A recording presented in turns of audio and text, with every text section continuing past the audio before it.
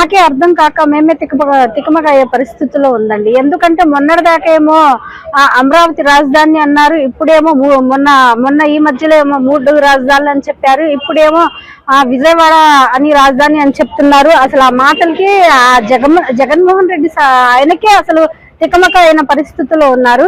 ఇవి మావి గన్ను అంట. ఏం గన్ను అండి ఇవి? గన్నులు దేనికండి ఈ గన్నులు? చక్కగా అమరావతి అని పేరుంది.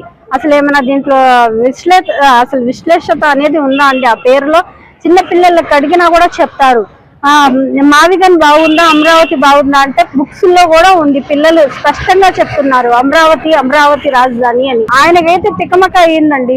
బ్రెయిన్ అయితే తికమక అయి పడిపోయి ఆయనకి నిజంగా హాస్పిటల్లో చూపించే పరిస్థితికి వచ్చింది ఆయనకి.